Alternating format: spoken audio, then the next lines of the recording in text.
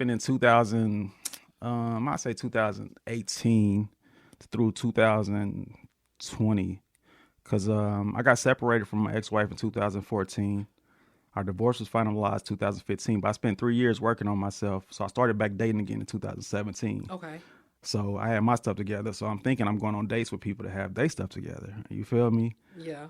But I got like 3 chicks that I brought groceries for. But I met them on date apps, and they talking. We having a good conversation. Everything cool.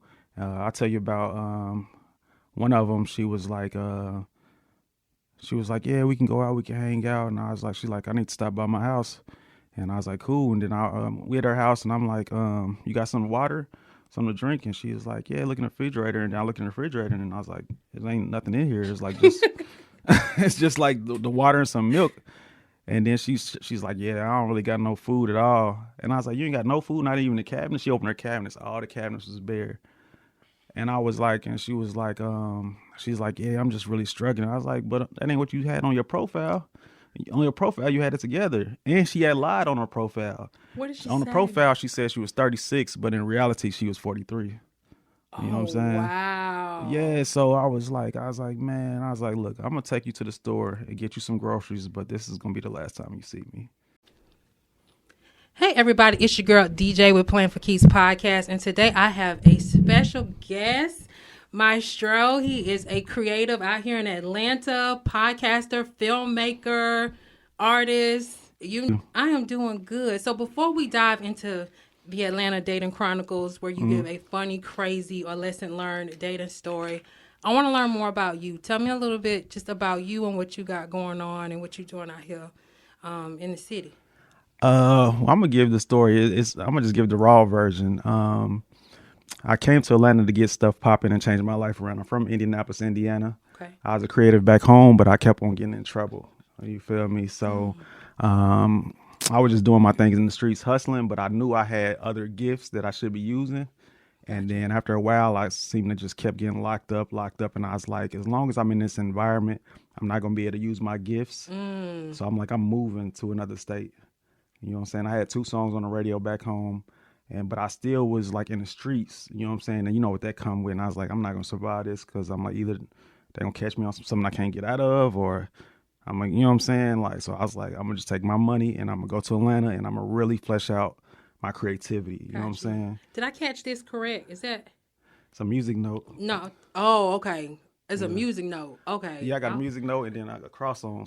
I'm thinking now. Oh, I thought that was the tier. Okay, my bad. Nah, music note. So I got a bunch of music tattoos, but I was like, like the last time I got locked up back home, I had wrote some songs while I was locked up, and I was like, man, I can't have this life where I'm just writing songs and writing film ideas, but I never can get them out to the world because I'd be locked up. So I was like, I gotta change. So leaving that situation to come into Georgia with all these other creatives and being around people like me changed my whole life. That's what's up. Yeah. So let me ask you this. How does one who's creative and has all these ideas end up being in the streets? Basically, I caught a gun charge when I was 21, and nobody hired me. So I just like, I'm not going to just be out here a bum. Yeah. You know what I'm saying? So I turned to a hustler, the weed man, the DVD man, the pill man, whatever. I got it. But before you caught the gun charge, I'm pretty sure you were creative also back then. And did you have like big dreams and wanting to do big things? Yeah. So how did the street life get a hold of you? It was just one of, and then being from Indianapolis, it's not like Atlanta. It's not that many opportunities. Like when I was performing, I was rapping, but it's different when you're in Indianapolis. Like nobody that can put you on really can come see you. You know what I'm saying? It's like no ARs there, A&Rs there. They start charging us to be on the radio. We couldn't afford, because at first they used to let us get on the radio for free. They play underground artists at like 11 o'clock at night. But then it's like, now y'all got to pay $500 for a spin. So it was like, I'm like, dang, I can't really get nothing popping here. So all I got is the streets. You know what I'm saying? So was the streets was that a big thing? Like when growing up, was the gang life really a huge thing? Or how did you get sucked into that?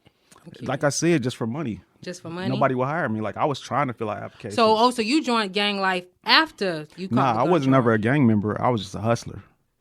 Okay, My so people, the artists that I rap with, they was on some gang shit. I was just oh, stand on the corner and sell stuff. I was never a gang member. Nah, I'm got cool. you, I'm cool. got you. Okay, okay, Yeah. okay. So you just being a hustler is kind of what kind of introduced you to that life, and Yeah, and stuff that got you. come with it. People don't Stuff- like get off my corner type. You know what I'm saying? Or you sold? Did you smash my girl? No, I'm just selling her weed, bro. You know what I'm saying? Or it came with just weird stuff. You feel me? I just kept getting caught up in these weird situations. I got my house broke into. Both my cars got broken into. One night I was performing.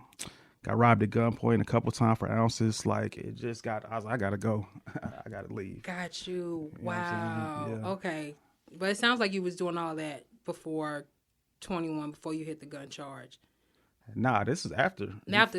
Before That, I had 9 to 5. I worked at FedEx and everything. So, oh my God. So, okay. So, was the gun charge? So, you weren't doing no street stuff. You just got hit with the gun charge. What happened? How did I get? Oh, dude was talking crazy about my ex-girlfriend. He was talking crazy about me to her. And it was like a Saturday and I was heated. I had the strap on me and I just went over there and we ended up jumping that dude. And the gun actually fell out my pocket and it went off and hit the ground. But they told the police that I shot at him. You feel me? Oh, wow. And that's what I got charged with. Yep. Wow. And this was your ex-girlfriend. One of my exes. I got 5 exes. I got 4 ex-girlfriends and 1 ex-wife, and I'm currently in a relationship now. Oh, wow. Okay. All right. So, I'm going to fast forward just kind of a little bit to what do you have today as far as a funny, crazy, or lesson learned dating story? I know on the form you put a lot of different things. Delusional baddies. What else did you put? Girls that have enough sabotagers. food. Girl not having no food, but dating. What story do you have for us today? I'm curious to hear about your dating experiences. Okay, a lot of this happened in 2000. I say 2018 through 2020, because I got separated from my ex-wife in 2014. Our divorce was finalized 2015, but I spent 3 years working on myself. So I started back dating again in 2017. Okay. So I had my stuff together. So I'm thinking I'm going on dates with people that have their stuff together. You feel me? Yeah. But I got like 3 chicks that I brought groceries for. But I met them on dating apps, and they talking. We having a good conversation. Everything cool. I'll tell you about one of them. She was like, yeah, we can go out, we can hang out. And I was like, she's like, I need to stop by my house. And I was like, cool. And then we at her house, and I'm like, you got some water, something to drink? And she was like, yeah, look in the refrigerator. And I looked in the refrigerator, and I was like, there ain't nothing in here. It's like just, it's just like the water and some milk. And then she's like, yeah, I don't really got no food at all. And I was like, you ain't got no food, not even the cabinet? She opened her cabinets, all the cabinets was bare. And I was like, and she was like, she's like, yeah, I'm just really struggling. I was like, but that ain't what you had on your profile. On your profile, you had it together. And she had lied on her profile. What did she On say? the profile, she said she was 36, but in reality, she was 43. You know what I'm saying? Wow. Yeah, so I was like, man, look, I'm going to take you to the store and get you some groceries, but this is going to be the last time you see me. Because you just started off with too many lies, and I just didn't trust it. Gotcha. So when you were out there dating on the dating apps, what did you look for? Somebody that wanted to be serious. How did you differentiate people who wanted to be serious and people who didn't want to be serious? Well, that's the problem I found out. Like, most people didn't want to be serious. I think most girls on the apps just wanted help. They didn't really want a real relationship. That's what I'm here. That's what I've heard a lot of guys say that I've talked to. So how did you spot that out, like, while, like, in the dating phase with women? Because they end up usually asking me for some money. Like, I'm like, oh, it's cool. You know what I'm saying? We go out to dinner. But then after that, they be just asking for money, asking for rides, asking to help pay this, pay that. Or like, before I can go on a date with you, I need you to send me this amount of money. It's always a weird situation. And it's like they never really took a time to really get to know me enough to even ask me for the amount of money they was asking for. You know what I'm saying? I'm like, we just now meet. You can't just ask me for like $300. Like, you know what I'm saying? Or even $100 to me. Somebody I just met is like, it's crazy to me. Got you. So when there's a good space, like a good amount of time for a woman to start asking you for money, or when would you feel comfortable enough to want to help a woman? If she's my girlfriend. I mean, that's what they tell women too. Like, don't be giving up this and that until not even that. It's actually marriage, but yeah. Because I used to tell them, I'm like, y'all, you asking me to do stuff. You want girlfriend treatment, and we just met. Like, I go ham for my girl, but not you. Still a stranger to me. You know what I'm saying? And like most of them were starting off with lies, like saying they had a car, didn't have a car. Say they had a place to stay, didn't have a place to stay. And I like, you shouldn't be even. It's people out here looking for something real. And y'all had her playing, you know what I'm saying? I'm like, I was married for 5 years with the same one for 7. Mm-hmm. Even though we didn't work out, I like being married more than I like just being in the streets dating random people all the time. So I was looking for my next wife. Yeah. They looking for, I don't know what they was looking for. Just something to play around, I don't know, but it was frustrating. Okay, so how did you transition out of that? Like from women like that to finding women who were serious? Like, because sometimes it's us too, like how we pick them, how we, kind of present ourselves. Was there anything that you changed to just transition from, like, just running into these type of women to actually dating women who wanted something serious? Nah, I think I just got lucky. I just kept going on the app, and then one day I met my girlfriend. It's definitely a numbers game. So you wouldn't say nothing. You didn't change nothing. You didn't tweak something. You didn't look out for certain signs. You didn't do any of that. Because my bio was 100% correct, no lies. Yeah, you could have been telling the truth, but you get on the phone with a girl, or y'all FaceTiming or Google, whatever people do for video, and you talking to them, and you getting to know them before you enter that first date. Yeah. Like, you didn't tweak anything. You just continued to do what you was doing and run into those people and just. Nah, I just was myself. Like, you can tell to me, what a woman says, what she want out of life or what she's ready for. Yeah. You know what I'm saying? Like, when I met my girlfriend now, we've been together 2 years, and we have a 5-month-old daughter together. But she was talking right in our first conversation. And don't get me wrong, I'm a man. If you talking like a fun girl, I'm like, okay, just another fun girl. I'm going to just have some fun with you. Then I'm probably going to keep it moving. But my girl was talking like she's looking for something real, something serious. And had been married before. She's divorced. And so we kind of clicked on that. And I have a question. Like you said, you was looking for something serious, and you noticed the fun girl, right? Mm-hmm. Why entertain the fun girl if you know you don't want to give out money, you don't want to do this, you don't want to do that? Why even entertain her? Because you can't, as a man, I don't think you can go that long without sex. What and why is that? Why you think the self-control? Well, especially if you're not used to going long. You know what I'm saying? Like, if you a dude that's been in relationships or always had somebody, like, you're not about to go that long without sex, I don't think. You don't think? Nah. Do you think, because I know I've heard other men talk about when you learn self-control and you can go without sex, it helps you with your creativity. It helps you push harder, like business-wise, all of that stuff. Would you agree with that, or would you disagree with that? No, I agree with it, because I told you I spent 3 years working on myself. Yeah. And I went a whole year without sex.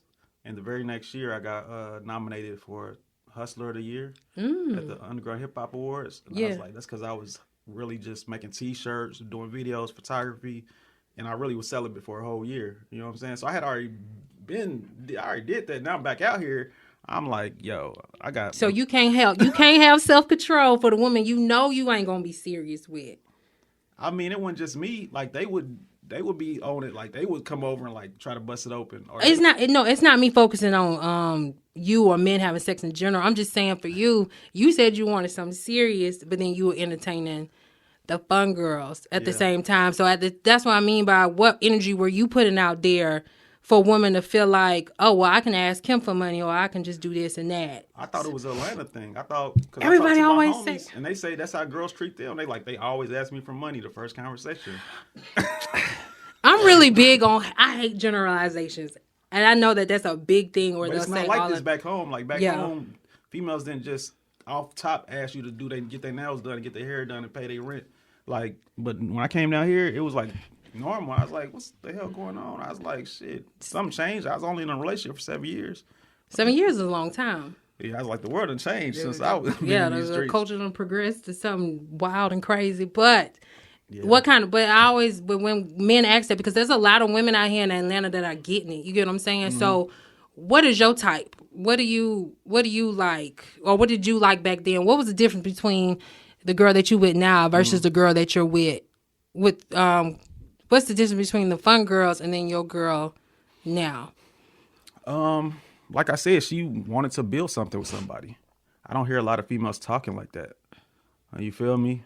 And I'm like, I don't know. It was just something where I felt like I could trust her. Got you. You know what I'm saying? What type of environments was she like kind of around versus, would you say, the fun girls?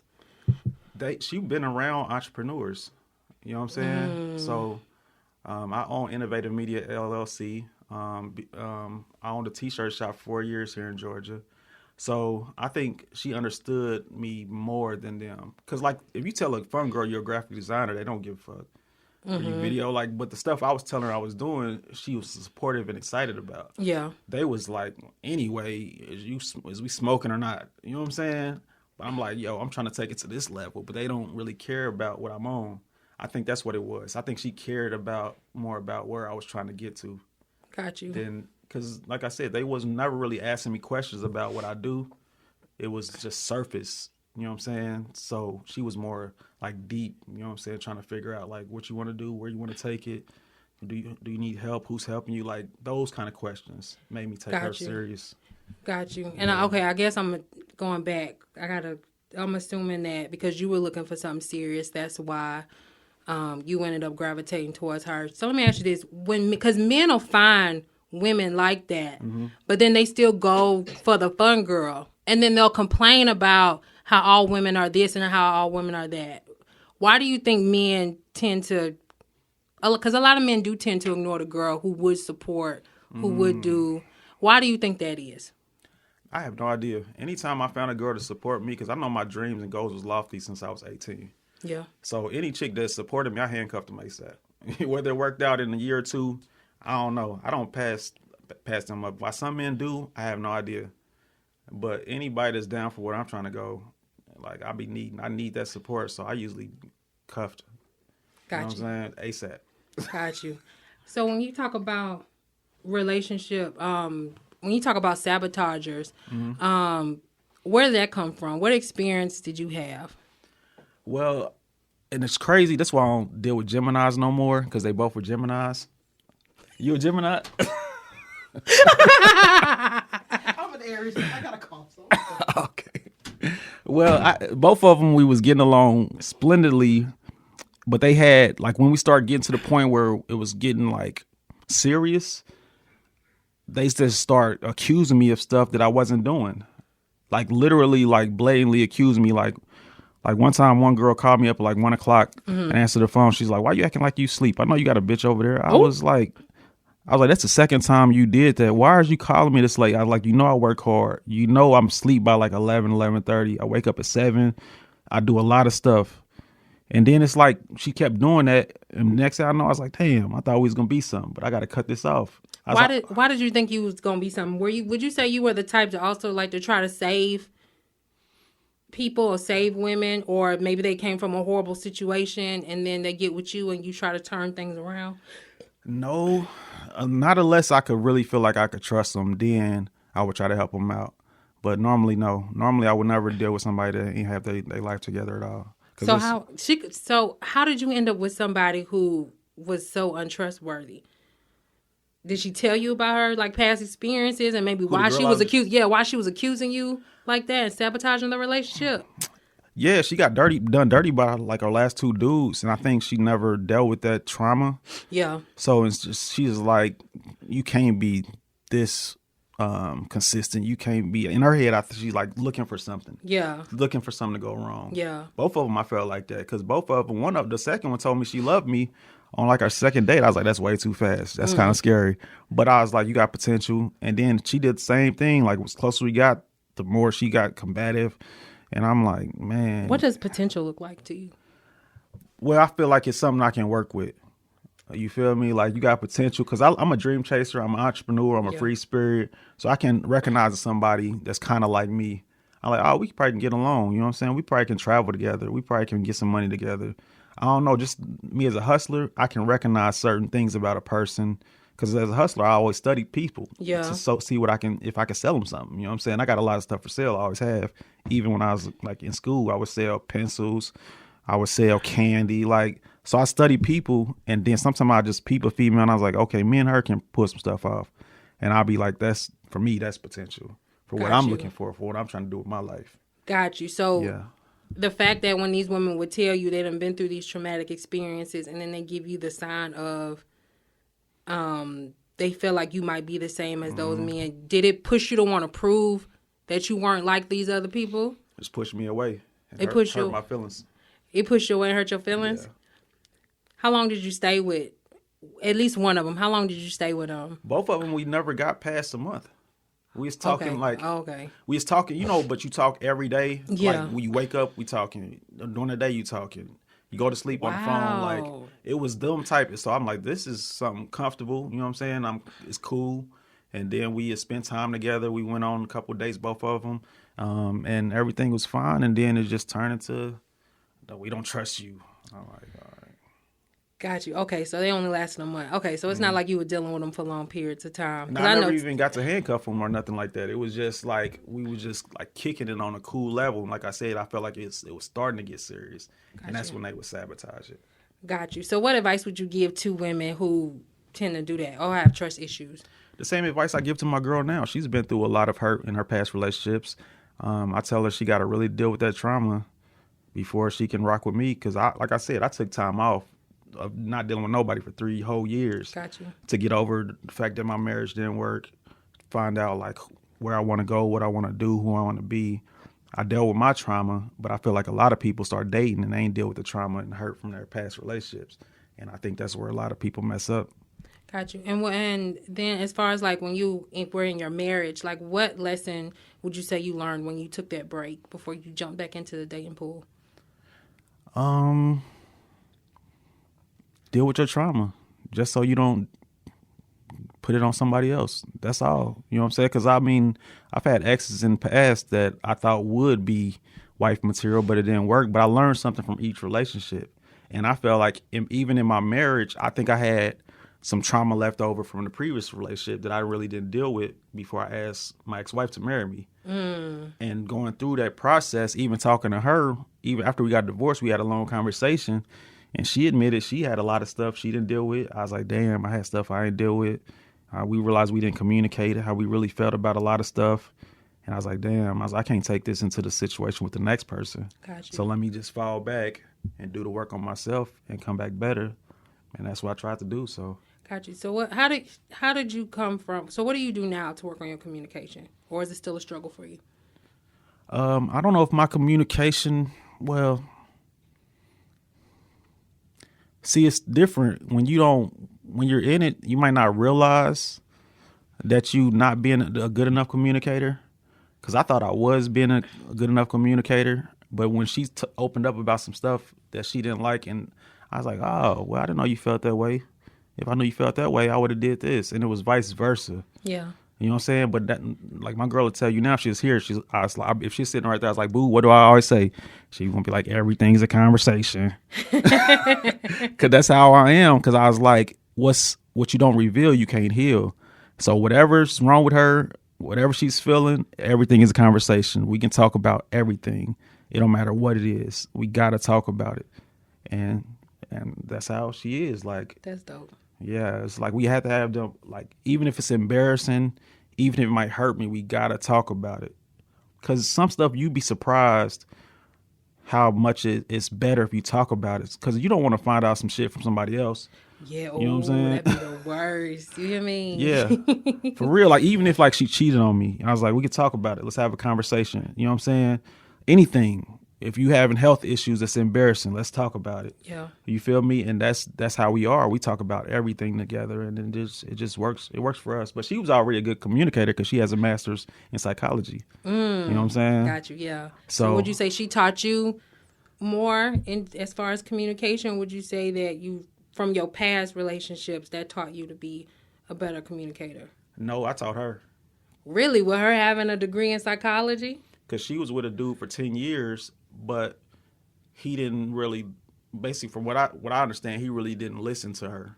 But he got like multiple baby mamas. He one of them dudes that kind of just move around a lot and just do a lot.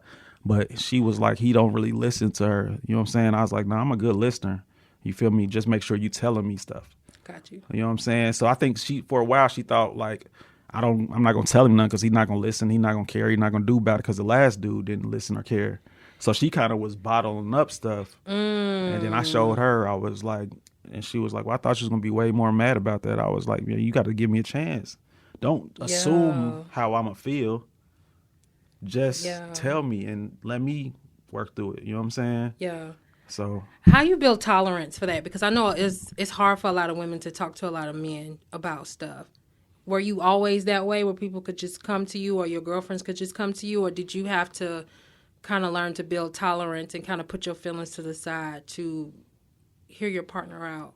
Nah, I was always open to talk to people. Like I said, when I used to stand on the corner, sometimes it would be, you know how it is when you're just outside, and sometimes it's slow and people might be over here. I was on the corner with prostitutes, other drug dealers, and they just start opening up and telling me all kind of shit. You know what I'm saying? So I think for some reason people always felt comfortable talking to me or telling me stuff, and I never made them feel. I even had a friend tell me that, like, I could tell you anything because you never make me feel embarrassed about it. So I think I got that from my mother. Okay. My mother's a preacher's wife. So a lot of people at the church was putting their problems, telling my mother her problems, and she would try to help them. You know what I'm saying? And they was always like, we can talk to your mother about anything. And I think I got that from her. I just be like, oh, you're going through this? Okay. It's not embarrassing. It's life. Yeah. If people were more open, I think the world would be a better place because people holding in, they scared to talk about how they really feel, especially dudes. Yeah. You know what I'm saying? Yeah. And they end up bottling in, and they just have so much pent-up aggression and anger, they end up doing something dumb and getting themselves tricked off the streets. So I like, nah, you got to talk about that stuff. You got to talk about everything. That's a bad. Okay, I'm going to dive into these questions that I like to ask my guests. Okay. To see what we got. Now, first one for you. What is something you have tolerated in the past that you won't tolerate anymore? Nothing. Nothing. So everything that you have tolerated in the past, you still would tolerate today? No, I never tolerated nothing. You never tolerated? If I liked it, if it was like that devious, I'm out. Like, I'm ghost. Because I feel like if you in somebody's life and you serious, I feel like you're a blessing. And if they do something disrespectful to you, and I don't like to find out. If I got to find out from somebody else, I'm definitely gone. You know what I'm saying? Gotcha. So I never tolerated, like, if I had to find out from somebody else. So I never gave them a second chance. Oh, okay. So would you say you've never had issues with setting boundaries, none of that stuff? What you mean setting boundaries? Just setting boundaries, like maybe in a relationship, even friendships or whatever case may be, maybe there's something you don't like, right? And they cross it. But maybe you didn't tell them that. Like having issues with setting boundaries in any type of way because maybe you liked somebody or you wanted to maintain a relationship or whatever the case may be. No, I never had a problem setting boundaries. Like if somebody I'm in a friendship with or a relationship with, they did something to me that I didn't like, I would tell them immediately. You know what I'm saying? I'd be like, I'd give them a call like, yo, even male friends, I'm like, yo, the way you did that the other night in the club, I was like, that was kind of foul. I was like, I ain't gonna be around you if you're gonna rock. You know what I'm saying? You can't deal with me like that. I'm like, I'm a real one. I'm just letting you know. You know what I'm saying? To have a conversation. And a lot of time, a lot of people offend you, and they might not even know that they offended you. You know what I'm saying? Yeah. And then. So let me ask you this: I want to learn a little bit more about like your childhood and stuff. So when you were raised, say if you lived in a house with your parents, did you always feel like you could talk to your parents, have conversations with your parents? Never. Really? Nah, my parents was church folks, so they didn't want me to be like an artist. I used to draw. I still can draw. I used to paint. And I told them I wanted to be a rapper when I was real young, and they ain't wanted me to do none of the stuff I loved. So I cut off communication. As a kid, I didn't talk to them at all. So did you talk to other people to get that communication? Like, I'm just wondering, like, because most people, they do have issues either setting boundaries or, like I said, there's something that they probably have tolerated because maybe within their upbringing, they were taught something subliminally that worked for them as a child. Whether that be, okay, when my parent says be quiet, I need to be quiet. So then it translates into their yeah. adult relationships, and then they don't speak up when they need to, or just anything to that effect. And it sounds like you just did not struggle with that. Nah, not at all. I was very expressive, but since I couldn't talk to them, I put it into poems. You know what I'm saying? So I had a little space in the basement where I would go and I would draw comics. I probably wrote and drew probably like 20 different comics, made up characters, wrote poems. And I just kept them to myself. They didn't even know that I had them. Got you. What would you say is the craziest thing you've ever done for the sake of love? For the sake of love?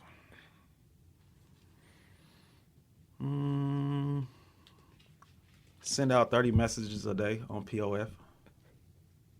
That's how you play the numbers game. That's a good thing. A lot of people don't do that. But that's how you're supposed to date. Like they say you're supposed to cast a wide net. Yeah. And then see who comes back. No, I need something crazier than that. Crazier than that? That ain't crazy enough? No, not at all. That's what you're supposed to be doing. You ain't done nothing crazy while in a relationship with anybody. You said for love though. For the sake of like I'm trying love. to save the relationship. It could be save the relationship. It could be you upset and you do something crazy because you feel like in that moment it was love. Like, it could be something outrageous that somebody else probably wouldn't do for a significant other, but you did. I don't know if I ever did nothing crazy. I wish I had that, but I do not. Let me ask you this, and you may or may not have an answer to that. For this, who was the last person who trust you broke, and how did you heal from that? You said I broke their trust? And then how did you heal from that? Wouldn't they be the one have to heal it? They would have to heal, but I think people who also is on the other side, they have to heal as well, so they don't do it again. Look, retrospect. Look at yourself. Yeah. Have you ever had a situation like that? That I broke somebody's trust? And it could be something small, but to them, it could be big. Like, I know, I'll give you an example. Okay. Like for me, I've always had issues setting boundaries. Always. Okay. I think I finally got to the point where where I can say no. Mm-hmm.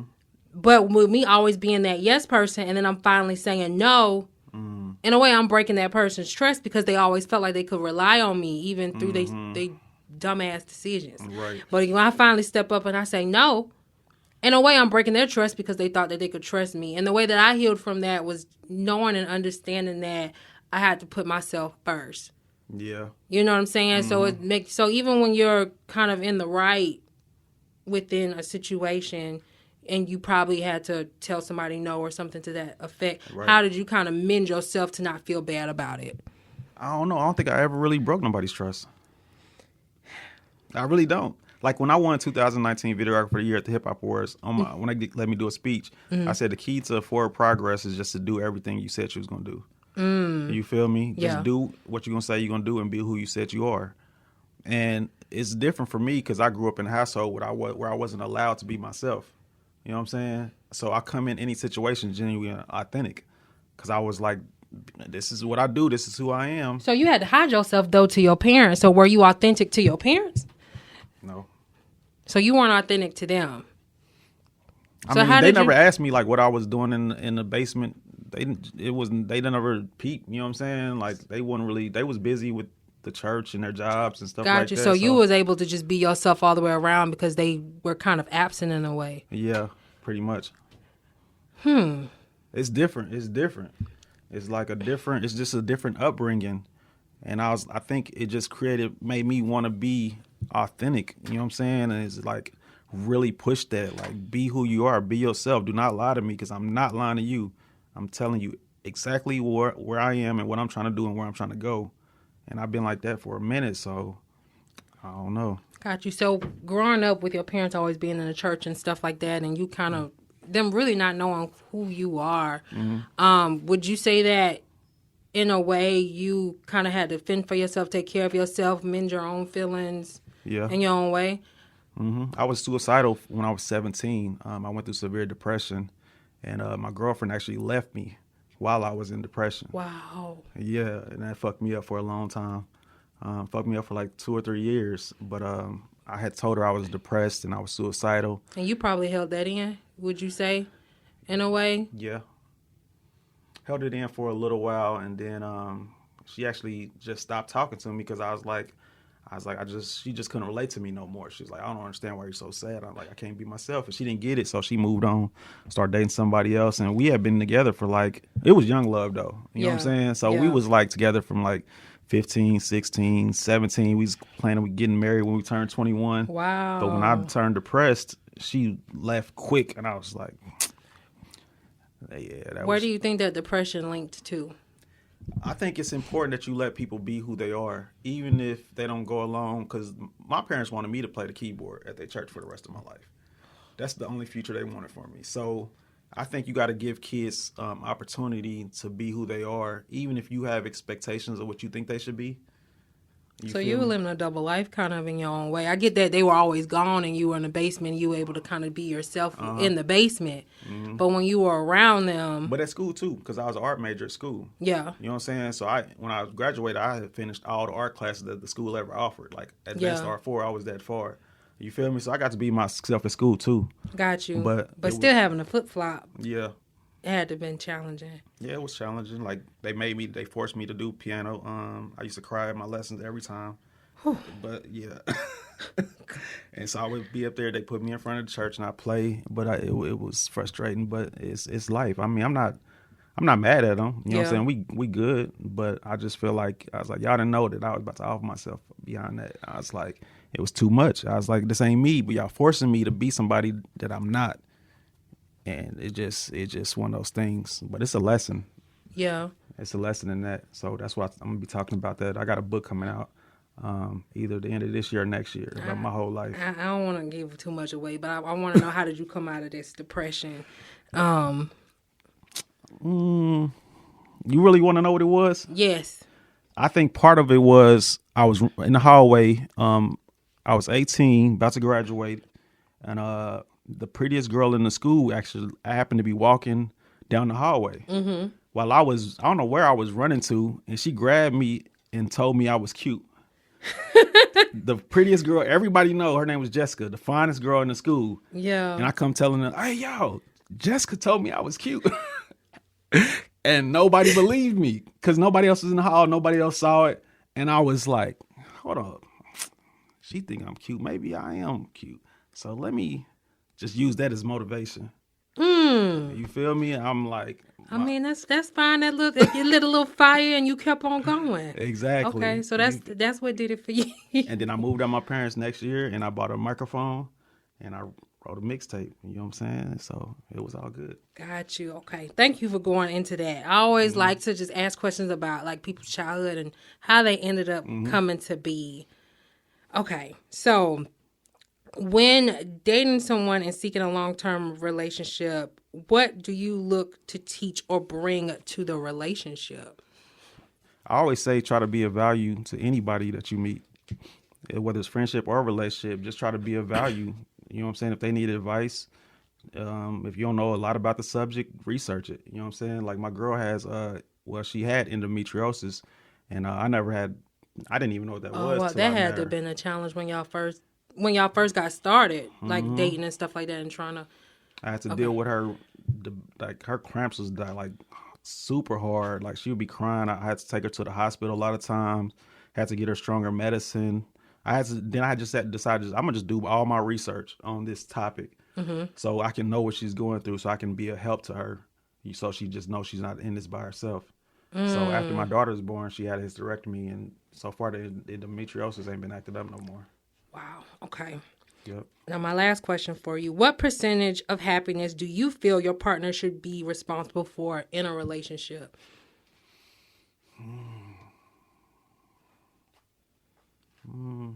Maybe 5%, 10% max. Tell me why. I think you got to find happiness just by yourself first. I don't think I feel like no matter what, people most likely gonna let you down. That's what I've learned through my experience in life. So you got to find happiness within. I wouldn't let nobody else control my happiness. Got you. So within your relationships, because there's a lot of podcasts and stuff going on saying what women should be doing in a relationship for a man. When it comes to you, what would you say you expect from your woman, all of that stuff? Just support my vision and I'll be happy as hell. just support what I'm trying to do. That's it. Yeah. Nothing else. I mean, you can cook something and that'll be fire, but I cook, you know what I'm saying? So you ain't got to, but I need support for the stuff I'm trying to do. That's what I think a lot of men, especially if they're trying to do something. I don't know if some dudes are chasing something or trying to do something, but for those that are, most likely they just need support. It sounds like you're pretty supportive too, because then I was going to ask, how supportive are you with probably your woman's goals and dreams? But just the example that you gave before with your woman's condition, Yeah. how supportive you were there. And then you said she also hung around entrepreneurs. How supportive are you when it comes to her goals? 1,000%, because I feel like she's there for mine. So we're both Libras. So my birthday is on October 19th, hers October 16th. So we kind of see the world the same way. Okay. You feel me? We feel like you get what you give. And if she's treating somebody good, like her friends, and they not treating her as good, I'm going to hear about it. Okay. She'd be like, so-and-so did this, and I would never do that to them. Why they do it to me? I was like, everybody not going to reciprocate, you know what I'm saying? Your goodness, you're a good, kind person, but everybody ain't like that. Got you. Okay. Let me ask you this. Where can the audience find you? What projects do you have going on? Go down the list. You can find me at thecreativemystro.com, or you can find me on IG, Twitter, Mystro the Creative. Right now, I'm putting the finishing touches on an album. I decided to, even though I retired from being a performing artist in 2017, I had a lot of stuff to get off my chest. So I'm putting out a final album. I'm searching for a licensing deal. I want to try to publish the music and to get into like short films and video games. So me and my producer, that's our goal. We got the songs are already done. Okay. We just waiting on we're gonna shoot a music video, and that's gonna be my last album. I've already put out 15 mixtapes and 3 albums since I was 20. So this is gonna be my last album. I'm also working on a book. It's 60% done. It's gonna be promoted by United Creatives in California. They trying to help me get it into stores like Target. They're gonna help me get a commercial spot on NBC in California. Wow. So basically, those are the 2 things really I'm concentrating. And then my weekly show on YouTube, Ill Reviews. I do that every week. So if anybody want to check that out, it's cool. If you're an unsigned artist, I do review unsigned artists. It's a small fee, but I make you a video and review all your music and promote you, and still run Innovative Media ATL. That's my company. I do custom t-shirts, graphics, video editing, videography, photography. So yeah, holla at me if you need some work. Let's work. Awesome. Y'all check Mystro out. Thank you so much for making the time and coming on the show. No, thank you. And until next time.